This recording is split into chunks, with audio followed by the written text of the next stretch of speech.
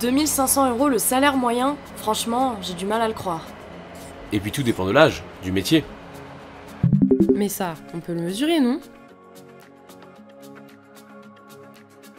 Il existe plusieurs manières d'observer les écarts de salaire. On peut regarder ce qui est effectivement perçu dans l'année et dépend du temps travaillé. Par exemple, 10% des salariés gagnent moins de 3000 € net par an. Cela signifie qu'ils n'ont généralement pas travaillé toute l'année.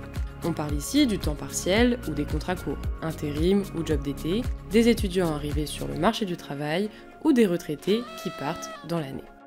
Alors comment fait-on pour comparer le salaire de deux emplois différents? On calcule le montant gagné si un salarié avait travaillé toute l'année.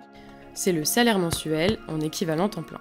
On constate, par exemple, qu'il y a peu de différence en moyenne entre privé et public, alors qu'il y a de réels écarts entre les niveaux de diplôme.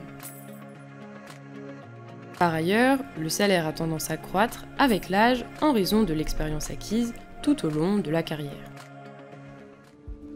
On peut aussi mesurer d'autres disparités salariales. Les salaires sont en moyenne plus élevés dans les grandes entreprises que dans les petites. Et vous vous en doutez, c'est vrai aussi entre les catégories socio-professionnelles. En moyenne, un cadre gagne 2,3 fois plus qu'un ouvrier. Autre exemple, le lieu de travail. En Île-de-France, le salaire est 30% plus élevé que la moyenne. Cela s'explique notamment par la forte proportion de cadres en région parisienne. On n'oublie évidemment pas les écarts entre les femmes et les hommes, nous consacrons tout un épisode à ce sujet. Mais ces écarts de salaire, ils s'accentuent ou ils diminuent? Depuis les années 60, les inégalités salariales, soit les écarts entre les hauts et les bas salaires, ont nettement diminué dans le privé. C'est notamment l'effet du SMIC sur les bas salaires qui explique que ces écarts se réduisent. En revanche, depuis 10 ans environ, ces inégalités salariales ont cessé de diminuer. Elles réaugmentent même légèrement. Dans le même temps, les inégalités de temps de travail ont beaucoup augmenté sur longue période avec l'essor du temps partiel et des contrats courts. Mais ce n'est plus le cas ces dernières années.